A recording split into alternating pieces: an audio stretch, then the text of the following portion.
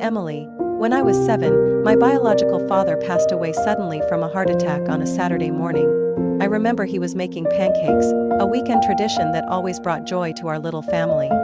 Dad loved to shape the pancakes into funny faces to make me laugh. As I ran into the kitchen to help, he suddenly collapsed, clutching his chest with a look of excruciating pain. The rest of that day is a blur. The sound of ambulance sirens, the stark walls of the hospital, and my mother's tears. In the blink of an eye, we lost the anchor of our family. Not long after, my mom met David in a support group for widowed parents. David was tall, kind, and had a warm smile that faintly reminded me of Dad. A year later, they got married, and David moved into the old house my dad had left us. As I adjusted to having a stepfather, my mom shared some news that would change everything. She was pregnant. I can still see her glowing face as she told me I was going to be a big sister. At age 9, Ethan, my half-brother, was born, and from that moment, everything in our home shifted. My mom, once a devoted elementary school teacher, decided to quit her job to care for Ethan full-time. "Ethan needs me," she would say whenever someone questioned her decision. I often wondered if I hadn't needed her just as much during my early years, but the words always caught in my throat. Instead, I watched silently as my mom's world became centered entirely around Ethan. I started noticing how little attention she paid to me. She'd forget to pack my lunch for school and act surprised when I mentioned being hungry at dinner. "I'm so sorry, honey," she'd say distractedly, her eyes already back on Ethan. I was busy with Ethan's doctor appointments all day. Moments like these became the norm. David, my stepdad, noticed. I often saw him watching Mom with a thoughtful expression as she hovered over Ethan, seemingly unaware of my presence. One evening, while I was struggling with my homework at the kitchen table, David sat beside me and helped me with a tricky math problem. "Emily," he said in his calm, gentle voice, "sometimes people get so focused on one thing that they forget about other important things." I knew he was talking about Mom, and though his words couldn't change the situation, his kindness became a source of quiet comfort for me during those years. Ethan's arrival transformed my life. My mom, who once cared deeply about every detail of my world, was now entirely consumed by my little brother. I became invisible in my own home, left to manage my own needs. Every day I made my own breakfast, packed my own lunch, and completed my homework without anyone noticing or asking how my day went. "Emily, you're the older sister," Mom would remind me. "You need to understand and help out." I would nod and swallow my feelings of neglect, unsure of how to voice them. Each night I hoped for a moment to sit with Mom and share my day. But after putting Ethan to bed, she was always too exhausted. "We'll talk tomorrow, Emily," she'd say, patting my shoulder. But tomorrow never came. Over time, my stories faded and I learned to stay silent. When I needed someone to listen, I turned to David. He always made time for me and encouraged me to keep going, though even he couldn't change the way Mom prioritized Ethan over me. As the years passed, the responsibilities piled up. If the house was messy after a long day of Mom tending to Ethan, it was my job to clean. If Ethan's toys were scattered everywhere, I was asked to pick them up. "Emily, help your mother out," was a constant refrain. I loved my brother, but watching Mom light up when Ethan said a new word, or hearing her gush about him to her friends, made me wonder if she'd ever felt that proud of me. As my brother and I were growing up, my mom turned to Aiden and asked if he knew if anyone could help out. I gradually became quieter, more withdrawn.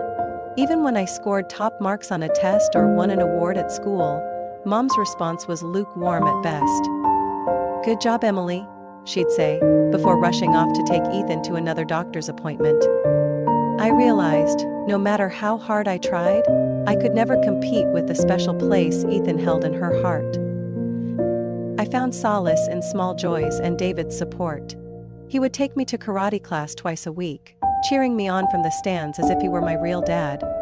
Those moments were a rare source of light in my otherwise lonely world.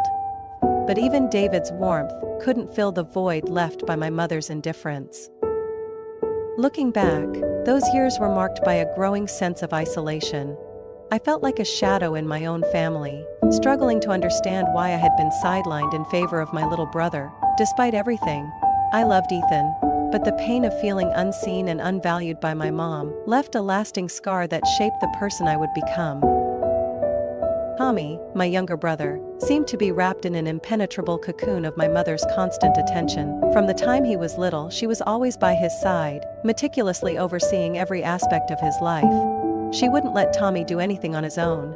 When he started kindergarten, I remember my mom spending hours inspecting every tiny detail of his backpack. From the perfectly sharpened crayons to the homemade snacks she carefully packed. "Tommy needs everything to be perfect," she would say, as though one small oversight could ruin his entire day. Meanwhile, if I ever forgot my lunch at home, it was brushed off as a small mistake you need to take responsibility for. As time went on, her overprotectiveness of Tommy became more apparent. By the time he was 7, she insisted he shouldn't have to clean his own room. "Tommy's still young, help him out a bit, Emily," she'd say. At 12, it became routine. I was the one taking on his responsibilities, while Tommy played video games or watched cartoons. Once, when I finally protested, "Mom, why can't Tommy do it himself? I'm busy too," she gave me a look of reproach. "Tommy needs time to develop his creativity. You're his big sister, you should understand." It didn't stop at cleaning or chores. My mom shielded Tommy from the consequences of his mistakes. One time, he accidentally broke Grandma's favorite porcelain vase. I braced myself, expecting Mom to be upset, but instead, she hugged him tightly and said, "It's okay, Tommy, it's just an old vase." When I tried to remind Tommy to be more careful, Mom shot me a sharp glance. "Emily, don't make him feel guilty. You need to learn to be more understanding." Even when others, including David, my stepdad, suggested that Tommy should start learning independence, Mom was quick to shut them down. "He's still a child. None of you understand how sensitive my son is," she declared during a dinner conversation when David gently proposed enrolling Tommy in a baseball league. Mom was adamant that sports were too dangerous and insisted Tommy wasn't suited for such activities. Instead, she signed him up for art classes at a local community center. I still remember the bored expression on Tommy's face as he sat in the class, doodling aimlessly. After only a few sessions, he dropped out, and Mom was quick to blame the teacher for not understanding his artistic spirit. I lost count of how many times David tried to reason with her, urging her to let Tommy experience life and take on responsibilities. "Sarah, he's 8 now," David said one evening. "I think it's time he started making his own bed in the mornings. It'll be good for him to learn some independence." But Mom immediately slammed her fork down, her face flushed with anger. "Are you saying I'm a bad mother?" she snapped, her voice rising to drown out any explanation he might offer. David remained calm. "No, Sarah, that's not what I'm saying. I just think Tommy needs to start taking responsibility for himself. I only want what's best for him."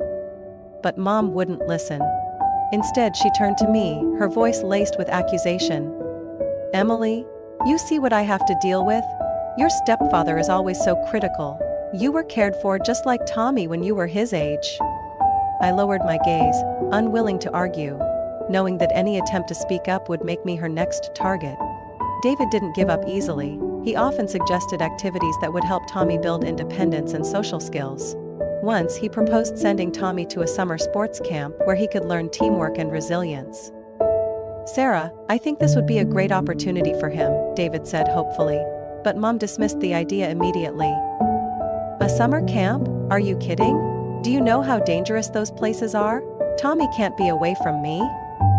Who else would understand him like I do?" Every discussion ended the same way, with David sighing in frustration, and Mom retreating further into the bubble she had built around Tommy. David tried to bond with Tommy in his own way, taking him on fishing trips or short outdoor excursions. But whenever Mom found out, she would make things difficult. "Tommy doesn't need that, David," she'd say dismissively, as if his efforts were meaningless. Over time, I began to notice the weary look in David's eyes. A quiet resignation that hinted at his frustration. He stopped trying to argue with Mom and instead redirected his attention to me, perhaps realizing that I was the one in the family who needed it most. David became my quiet anchor. He drove me to karate classes, stayed to watch every session, and listened intently as I described the moves I had learned. But even as he supported me, there was a sadness in his eyes, a silent acknowledgement of his inability to change the dynamic of our family. I appreciated his efforts deeply, knowing that he was doing everything he could to make me feel valued in a home where I often felt invisible. Looking back, I can see how David's quiet resilience and care were the only sources of light in an otherwise isolating environment. His small acts of kindness stood in stark contrast to the overwhelming attention Tommy received, and though they couldn't completely fill the void left by my mom's neglect, they reminded me that someone still saw and valued me for who I was. After David passed away from a sudden heart attack when I was 24, our family's life quickly spiraled into chaos. My mom, who had always relied on David for both financial and emotional support, was left feeling lost and terrified at the prospect of having to shoulder all the responsibilities on her own. A few weeks after the funeral, she called me, her voice heavy with anxiety. "Emily, I don't know what to do. Without David, I can't manage. Ethan and Candy need help. You understand our family's situation, don't you?" I sat quietly in the small chair in my apartment, feeling my heart tighten as her words sank in. I knew that if I refused, she would bombard me with guilt and lectures about my duty to the family. But I also knew that taking on this burden would put significant strain on my own finances. After a long pause, I sighed softly. "How much help are you asking for, Mom?" She hesitated, then said, $1,200 a month, Emily. Just until we get back on our feet. Don't you? The amount left me speechless. It was a substantial sum, nearly a third of my monthly salary, but I nodded anyway. "All right, Mom, I'll do my best." At first, I reassured myself that it was the right thing to do, but as the months went by, and I saw the deductions leaving my account each month, the weight of it all began to sink in. I started cutting back on my own expenses. No more dinners out with friends, no more weekend trips I had dreamed of taking. Mom either didn't notice or didn't care about the sacrifices I was making. Instead, every phone call revolved around new demands. "Emily, Ethan needs a new computer to learn programming," or "Candy wants to celebrate her birthday at a restaurant, can you chip in?" I tried to endure it. But every time I went back home to visit, the resentment in my heart grew. Ethan, now 19 years old, wasn't working or studying. He spent his days in his room playing video games. Candy, my brother's fiancée, was sprawled out on the couch, snacking and watching TV all day. The house, once meticulously maintained by David, had fallen into disarray and neglect. When I asked Mom why Ethan couldn't find a job to help out, she snapped at me, "You don't understand your brother like I do. Ethan is very sensitive. The world out there isn't safe for him." Watching her coddle Ethan and Candy at all costs left me feeling bitter.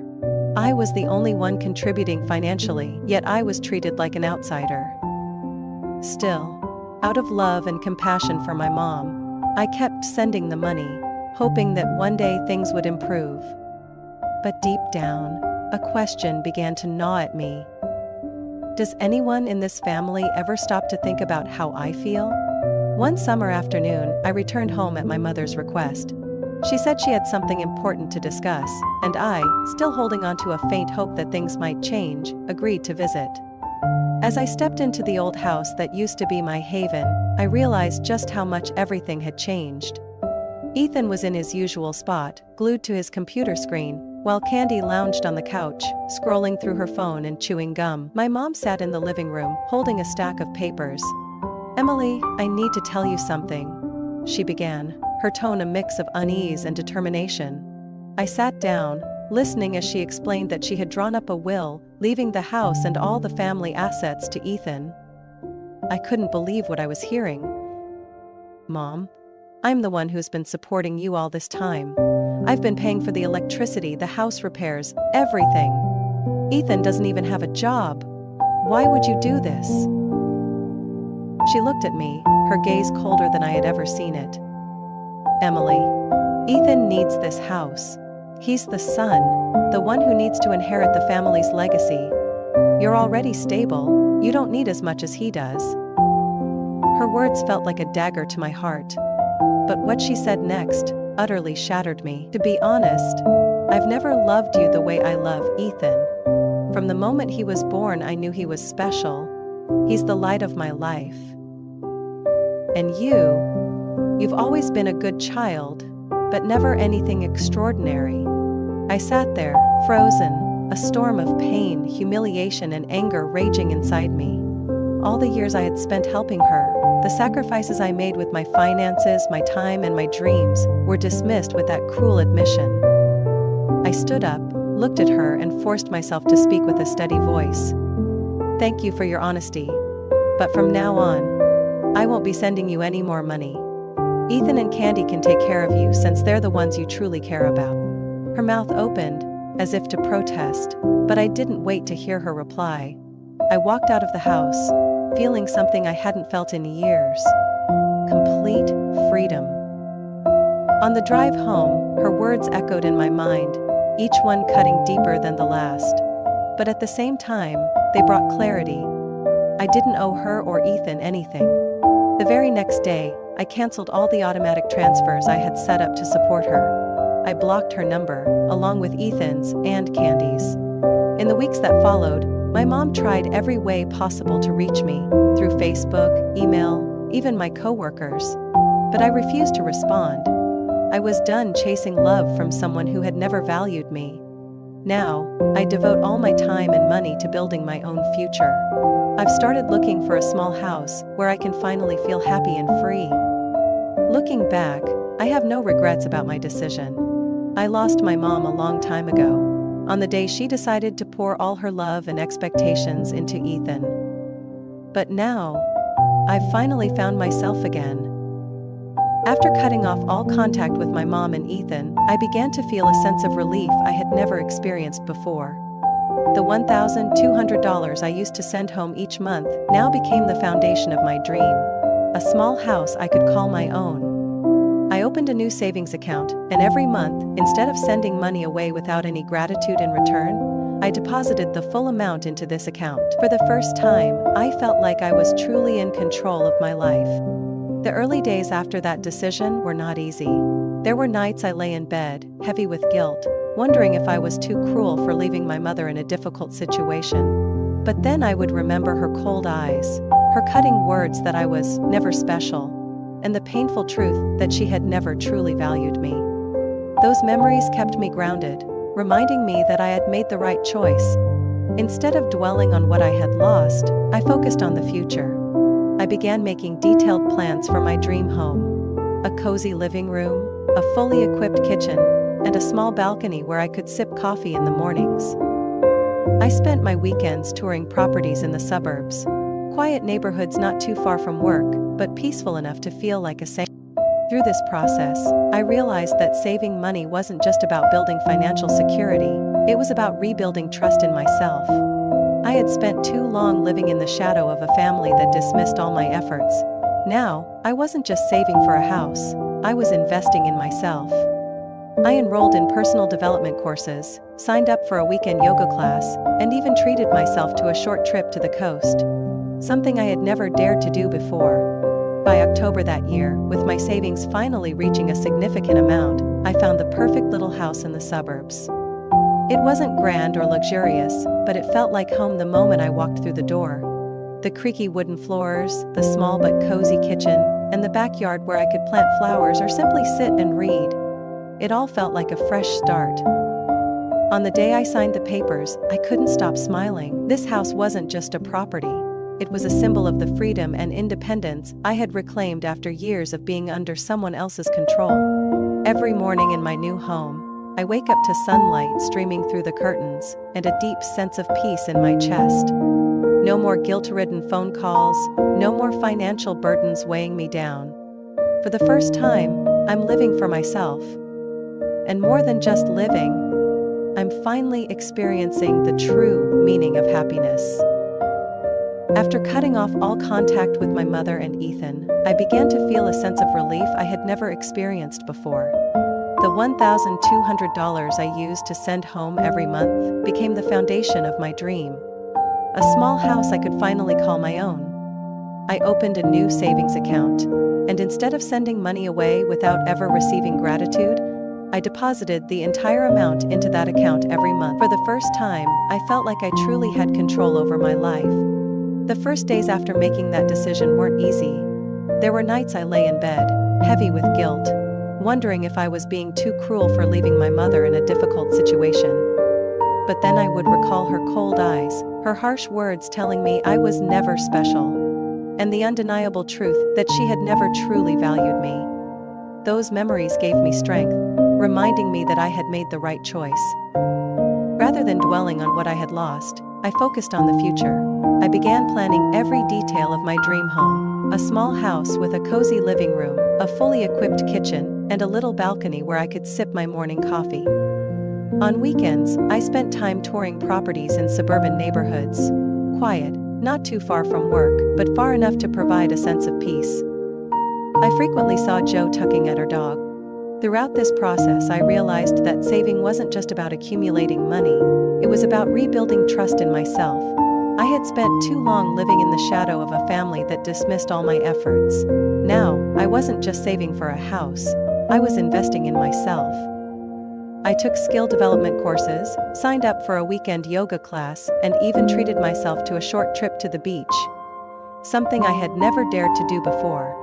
By October of that year, when my savings had grown significantly, I found a perfect little house in the suburbs.